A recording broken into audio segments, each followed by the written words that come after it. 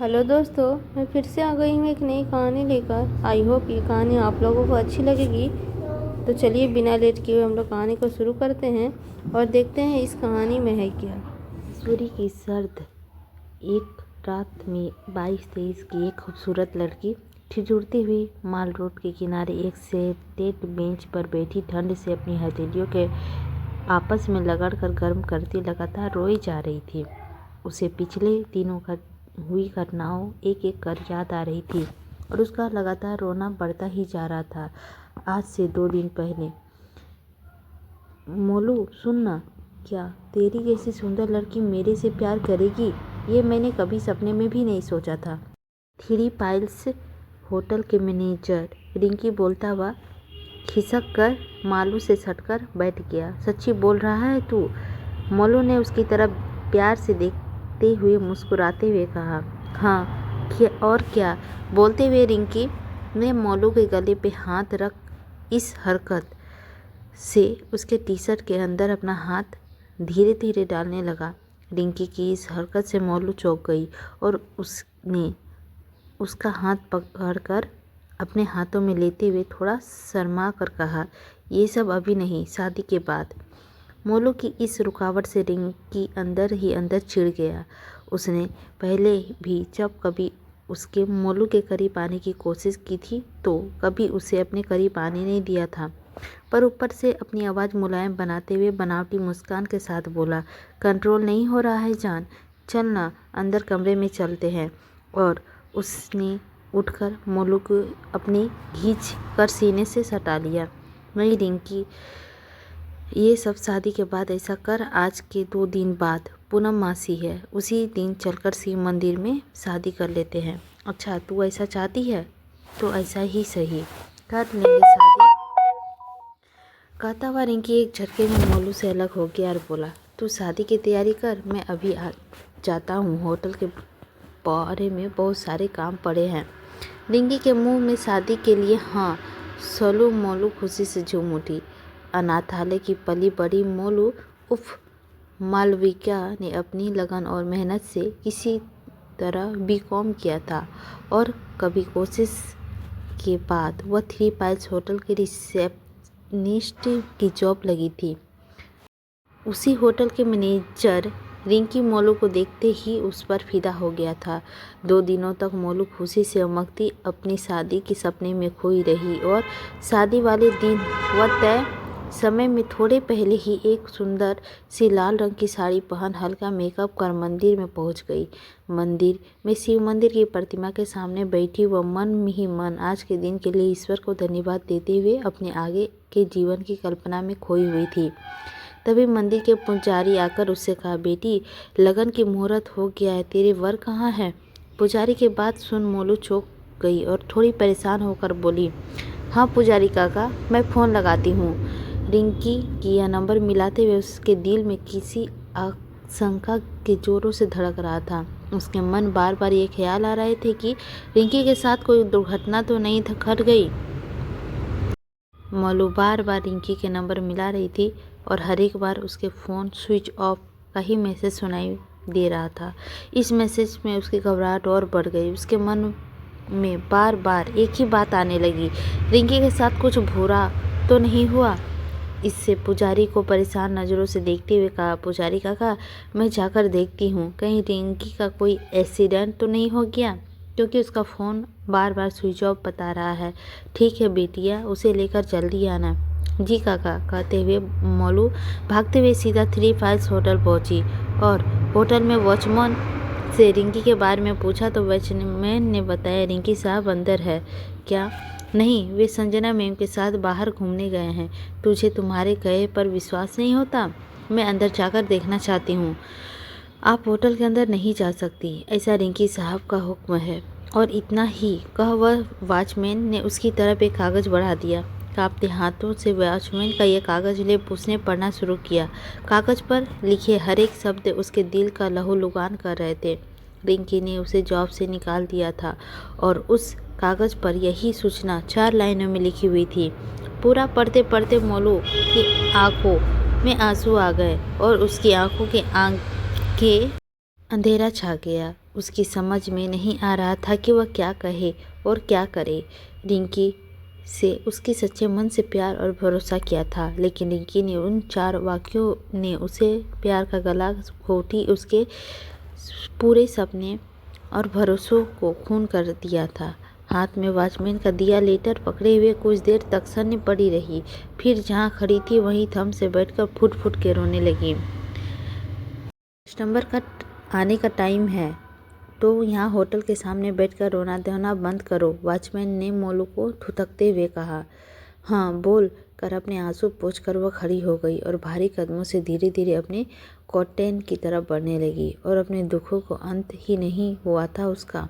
जैसे ही वह कॉन्टेंट के पास पहुंची, कॉन्टेंट में जाने लगी तो दरवाजे से एक तरफ से बड़ा सा ताला देखकर वह ठिठक गई। यह ताला नहीं था जो उसे सुबह कॉन्टेंट के दरवाजे में लगाया था।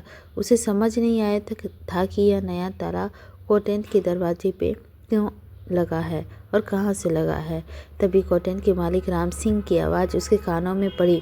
भाग जाओ यहाँ से, रिंकी सर से दुश्मन मोल लेकर यहाँ तुम अपने कॉन्टेंट पे क्या कर रही हो। अब तक मोलू को समझ आने लगा था कि रिंकी ने ना सिर्फ उसे धोखा दिया है, बल्कि 2 दिन पहले जो उसने रिंकी के शारीरिक संबंध बनाने से रोका था, उसका गुस्सा भी उतारते हुए उसकी सजा भी दी है। मोलू ने अपने दुख को किसी तरह काबू किया और सुखाते हुए बोली, ठीक है, मुझे अपना सामान और अपने जो पैसे अंदर रखे हैं उन्हें ले लेने दो। भाग यहाँ से, कुछ नहीं मिलेगा तुझे, और अगर तुझे कुछ चाहिए तो पुलिस के आने और जाने की गलती की कि तुम्हारा वह हाल करूँगा कि तू किसी को मुंह दिखाने के काबिल नहीं रहेगी। मोलू की बात सुनकर राम सिंह ने गरजते हुए कहा। अनाथ मोलू राम सिंह की इस धमकी से डर गई। वह चुपचाप वहाँ से रोते हुए आकर मॉल रोड में सिसेट बेंच पर आ बैठ गई और तब वह पूरी घटना याद करके वह रोती हुई चली जा रही थी। माल रोड की चाल पर वाली दोपहर अब सन्नाटे वाली रात में बदल गई थी, पर मालू का रोना थम नहीं रहा था। वह फरवरी की सर्द रात थी, जबकि मसूरी का टेम्परेचर गिरकर -3 डिग्री हो जाता था। ऐसे में हमेशा सैलानियों में भरा रहने वाला माल रोड एकदम खाली हो जाता था और गहराई रात में के साथ वहाँ सन्नाटा पसर जाता था। बढ़ती सर्दी से परेशान मालू अपनी हथेलियों के आपस में लगड़ते हुए रोई जा रही थी और सोचे जा रही थी, अब मैं कहाँ जाऊँ, क्या करूँ, उस अनाथालय में कैसे जाऊँ। यहाँ मैं सबसे लड़ झगड़ कर भागी थी, वहाँ भी तो इंसानों की शक्ल में केवल भेड़िए हैं जिनकी नज़र मेरे शरीर पर हमेशा गड़ी रहती है। लड़कियों के लिए इतनी सुंदरता उसके गर्व के विषय होती है, लेकिन मेरे लिए तो यह केवल अभिशाप है। ऐसा सोचते ही उसने अंदर से रुलाई फूट पड़ी और फूट फूट कर रोने लगी। तभी एक मर्सिडीज कार आकर उसके पास रुकी और उसके ओवर कोट पहने एक अधेड़ महिला उतरकर उस लड़की के पास आ बेंच पर उसके बगल पर बैठते हुए कोमल आवाज़ से बोली, तुम्हारा नाम क्या है, तुम क्यों रो रही हो। मालविका, लड़की ने सुबकते हुए कहा। मैं शालिनी हूँ, तुमने मेरे दूसरे प्रश्न का जवाब दिया नहीं। जवाब में मालविका ने अपनी नज़रें उठाकर शालिनी को देखा। उसके सामने इतनी विश्वता भरी हुई थी कि शालिनी को दिल पिघल गया और उसने कहा, आओ मेरी गाड़ी में बैठकर बता, बाहर बहुत ठंड है। शालिनी की बात सुनकर मोलू सोच में पड़ गई। मैं कैसे इन पर भरोसा कर इनकी गाड़ी पर बैठ जाऊं? पता नहीं ये कौन है और गाड़ी पे बैठाने के बाद कहाँ लेकर जाएगी। अभी अभी मैं इतने बड़ा धोखा खाया है, फिर कैसे एक अनजान पर भरोसा कर लूँ। मोलू को इसे सोचकर देखकर शालिनी ने कहा, तुम शायद मुझे अनजान समझ रही है, मेरे साथ आने से हिचक रही है।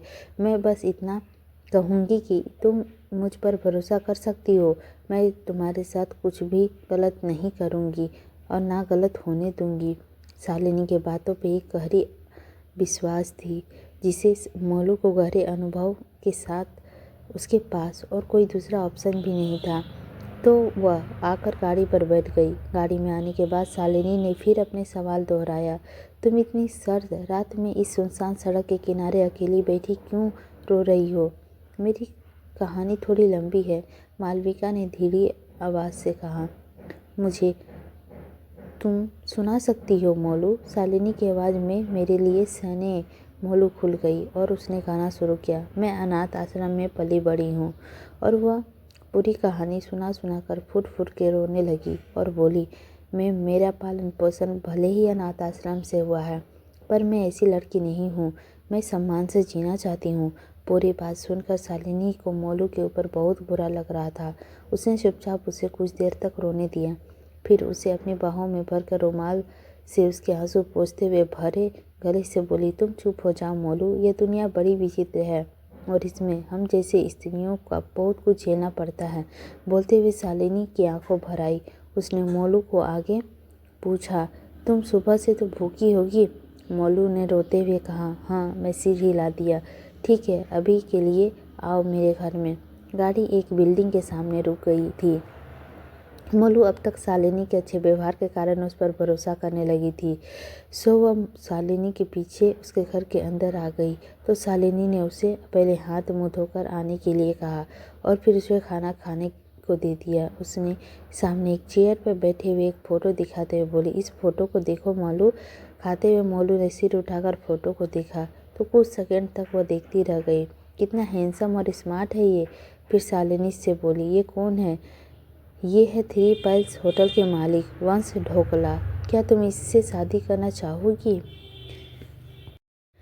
शालिनी के प्रश्न सुन मोलू को लगा कि वो जिस परिस्थिति जानने के बाद उसका तंज कर रही है, उसे उसकी बेरोजगारी पर अंदर से रोना आया, पर अपनी रुलाई दबाकर रुआसी आवाज़ में बोली, मैं क्या आप मेरी ऐसी हालत पर मजाक उड़ा रही है?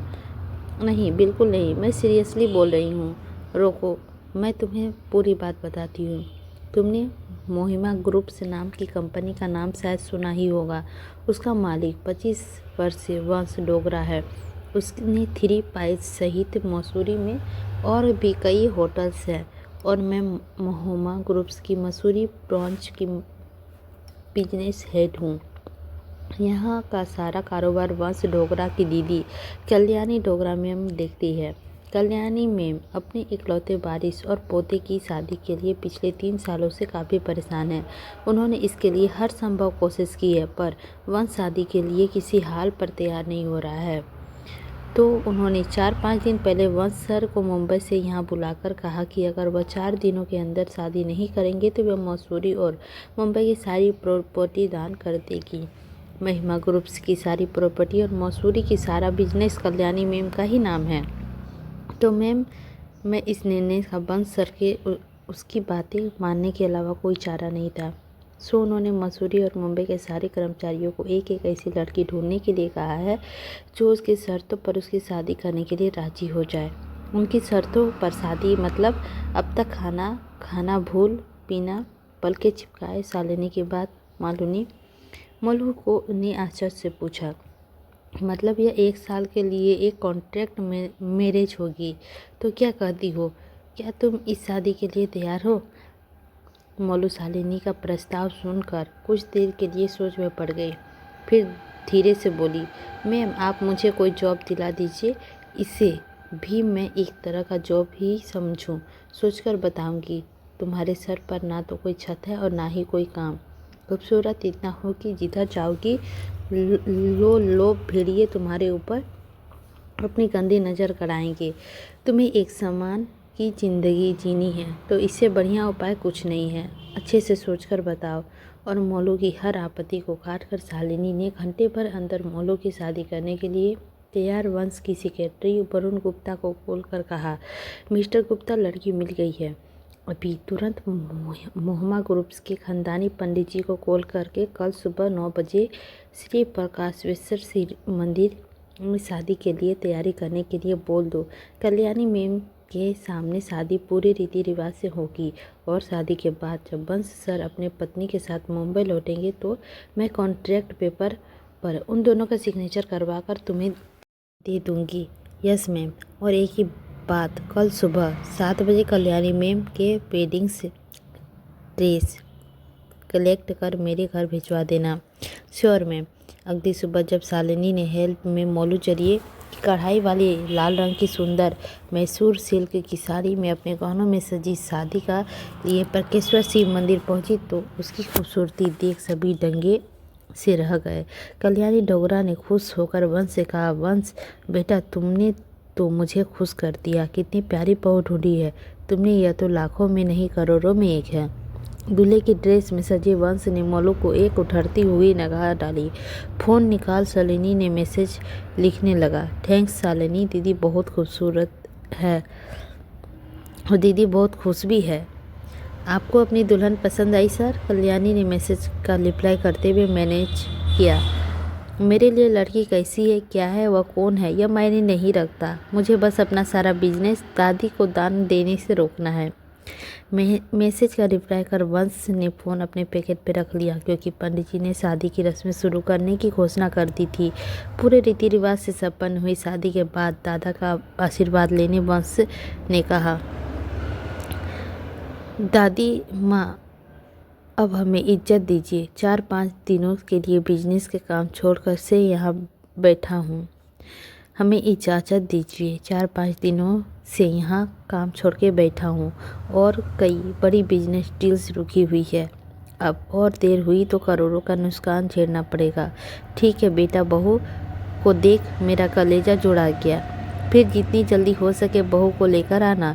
जी ज़रूर दादी माँ। इसके बाद जब कल्याणी जी वहाँ से चली गई तो वंश ने शालिनी को अपने पास बुलाकर कहा, कॉन्ट्रैक्ट साइन करवा, पेपर्स का बैग वरुण को दे दो। उसका देहरादून से कल रात मुंबई की फ़्लाइट बुक कर ली है और हमें अभी तुरंत निकलना है। Yes sir. वरुण के साथ कॉन्ट्रैक्ट पेपर साइन कर मोलू मसूरी से देहरादून जाने के लिए कार में बैठ गई। अपने सामने सिमटी बैठी मोलू ने थोड़ी दूर से आगे जाने पर वंश की तरफ देखा तो उससे बात करने की कोशिश की, लेकिन वंश उसे अपेक्षा भरी नज़रों से देख फिर से गर्दन घुमाकर खिड़की बाहर देखने लगा। वंश का इस व्यवहार से मोलू और अधिक अपने आप में समेट गई और उसकी आंखों में खुशी के आंसू आ गए।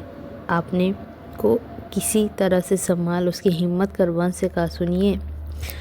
मोलू की आवाज़ सुनकर वंश चौंक कर उसकी तरफ देखा। एकदम संगमरमर की तरह गोरा और चिकना मासूम चेहरा, उस पर बड़ी बड़ी काली बोतली आंखें, संतरे सी फाकों की तरह रसीले होठ, गदराया हुआ यौवन और सुंदर चिकनी बाहें जिसके आगोश में बंधकर कोई भी खुश किस्मत समझे।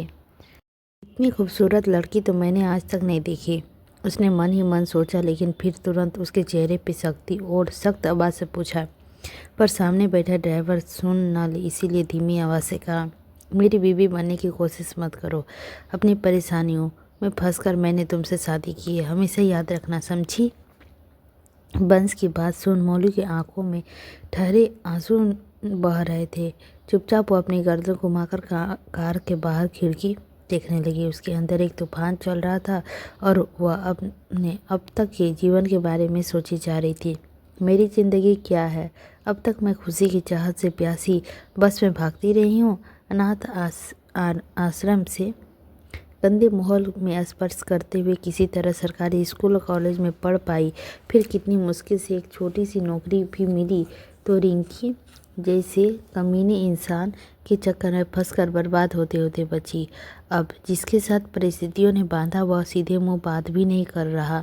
क्या इस खड़ूस आदमी से शादी कर मैंने फिर से किसी झूठ और धोखे से के जाल पे तो नहीं फंस गई? तभी उसके मोबाइल पर नोटिफिकेशन बज उठा। अपने व्हाट्सएप खोल के देखा तो संजना का मैसेज था। उसे देख मोलू के दिल में एक मरोड़ सी उठी। संजना होटल में उसकी कलीग थी। उसका मन किया कि वह संजना को ब्लॉक कर दे, उसका वश चले तो उसे पकड़कर पीट डाले, लेकिन उसके मन में उठ रहे भाव को काबू करके वह थरथरते हाथों से मैसेज खोला। संजना ने रिंकी के साथ एक फ़ोटो भेजी थी जिससे दोनों लिप्स से लॉक किस करते हुए थे और फिर फ़ोटो में कैप्शन में लिखा था, enjoy the moment dear Molu. Photo और कैप्शन देखकर संजना के चेहरे का दुख और व्यंग भरी मुस्कान थी तक उठी। उसे रिंकी को खोने का दुख नहीं था, बल्कि रिंकी ने जिस तरह उसका विश्वास तोड़ उसे सड़कों पर ला छोड़ दिया था, इसके अंदर से दुखी थी। अपने अंदर उमड़ रहे भावों के साथ वह आंखें बंद कर कुछ सेकंड तक कुछ सोचती रही। फिर बगल में बैठे वंश की तरफ देखकर कांपती आवाज़ में बोली, एक्सक्यूज मी, क्या मुझे शालिनी मैम का नंबर दोगे?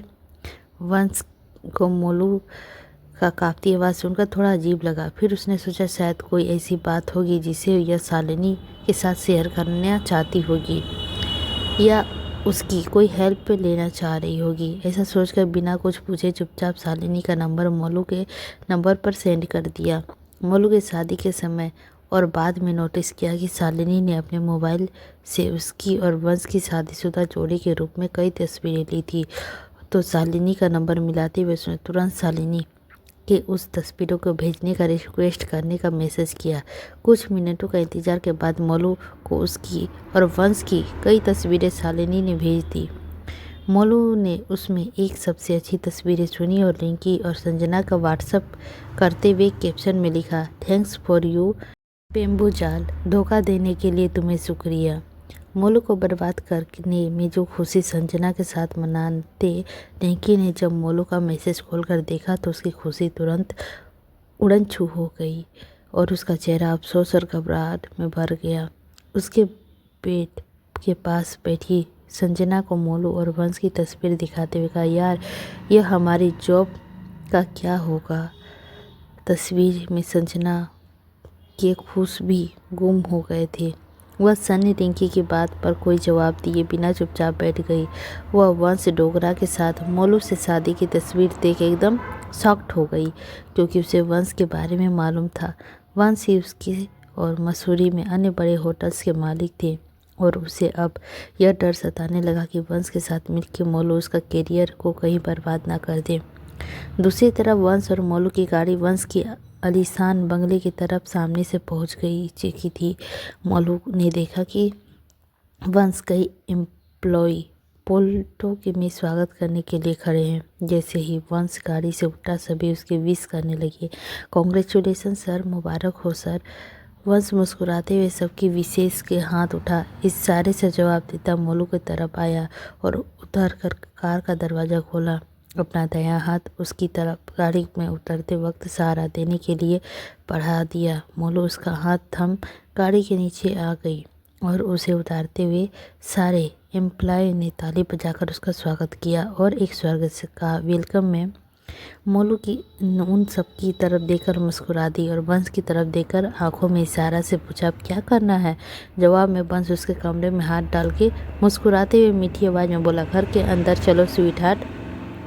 घर के अंदर वंश के साथ कदम बढ़ती मोलू का दिल वंश की नज़दीकियों में धड़क उठा था। वंश की बाहों में पकड़कर महसूस कर वह रोमांचित हो उठी थी। अंदर पहुंचकर मोलू चकित से चारों तरफ देख रही थी। वह कदम कदम पर ऐश्वर्य बिछा हुआ था। मोलू ने केवल फिल्मों में इतना बड़ा और खूबसूरती से सजा लिविंग रूम देखा था। पहली बार उसे अपनी आंखों के सामने देख उसे सब कुछ सपने जैसा लग रहा था। लिविंग रूम में हुए वह वंश के साथ एक भव्य और बड़े से बेडरूम में आई। अनाथ आश्रम में एक छोटे से 10 बाय 10 के कमरे में 4 लड़कियां के साथ बड़ी बड़ी मोलू एक छोटे से कॉन्टेंस के किराए पर रहती थी, जबकि वंश के बेडरूम इतना बड़ा था कि उससे मोलू के कॉन्टेस्ट जितने बड़े 10 कॉन्टेस्ट समा जाएं। फिर भी वह थोड़ी जगह बची रहे। मोलू चकित होकर रूम के चारों तरफ देखी तो वंश का बेडरूम में हर एक चीज़ सफ़ेद रंग की थी, जिसे देखकर मोलू को ऐसा लग रहा था कि मानो वह सफ़ेद आभा से गिरी हुई हो, किसी दूसरे लोक में पहुंच गई हो और उसके साथ प्यार की गरमाई लिए उसके कमर में एक हाथ में डाले हुए देव पुरुष खड़ा है। मोलू अपने इस सुखद एहसास की दुनिया में खोई हुई थी कि वंश ने उसे पकड़ा हुआ कमर एक झटके में छोड़ दिया और कमरे का दरवाज़ा बंद कर करवाहट भरी सर्द आवाज़ में बोला, ए लड़की, क्या नाम बताया था तूने अपना? अपने खूबसूरत एहसास की दुनिया में खोई मोलू चौंक गई। उसे कुछ सेकंड उस सच का स्वीकारने में लगे जो उसके कानों में सुना था। मोलू, पूरा नाम है मालविका। एक एक शब्द ढकेलते हुए मोलू ने कहा। हाँ तो मोलू, यह कान खोलकर सुन लो। तुम्हें कॉन्ट्रैक्ट के मुताबिक इस दरवाजे के बाहर सबके सामने बस मेरी पत्नी का रोल निभाना है। इस दरवाजे के अंदर मुझे हमेशा दूरी ही रहना है। मेरी बीवी बनने का कोशिश कभी मत करना, समझी? बाकी ऐसे एवज में तुम यहाँ ऐश्वर्य का भोग कर सकती हो। मुझे इससे कभी कोई एतराज़ नहीं होगा। और हाँ, शालिनी ने तुम्हें बता ही दिया होगा यह सब केवल 1 साल के लिए है और उसके बाद एक बड़ी रकम तुम्हें मिलेगी और तुम मुझसे अलग हो जाओगी। जी, मोलू वंश की आवाज़ में ठंडेपन में काँप गई थी। एक बात और, मेरे पेट के करीब भी मत भटकना, उधर चुपचाप सोफे में पड़े रहना। अच्छे से समझ गई ना? बोलते हुए बंस ने अपने बेड पर एक तकिया उठाकर सोफे पर फेंक दिया। बंस के ऐसे व्यवहार पर मोलू की आंखों में आंसू आ गए। वह चुपचाप सोफे पर बैठ गई और आंखों पोंछते हुए सोचने लगी, यह वंश ढोगरा इतना अजीब इंसान क्यों है? अभी कमरे से बाहर इतना प्यार जता रहा था, मीठा बोल रहा था, और कमरे के अंदर आते ही इतना रूखा व्यवहार क्यों? कहानी बहुत ज़्यादा लॉन्ग हो रही थी, इसीलिए मैंने कट कर दिया। अगली भाग अगली स्टोरी में मिलेगी, क्योंकि लॉन्ग होने की वजह से कहानी का इंटरेस्ट ख़त्म हो जाता है और न जाने मतलब अच्छा नहीं लगता है। लॉन्ग हुआ कहानी, शॉर्ट कहानी अच्छा लगता है। ऐसे ही 25 मिनट का हो गया था कहानी, इसीलिए मैं यहाँ द एंड कर देती हूँ। अगले पार्ट में यह ज़रूर आएगा कि इसके बाद क्या हुआ। ये कहानी सच में बेहद खूबसूरत है और आप लोग सुनिए ये कहानी को मेरी आवाज़ में, आप लोगों को भी बहुत अच्छी लगेगी तो लाइक कीजिएगा, चैनल पर नए होंगे तो सब्सक्राइब कीजिएगा और हमें बताइएगा यह कहानी कैसी लगी। मिलते हैं अगली स्टोरी में, अगले पार्ट को लेते हैं आप लोगों से विदा।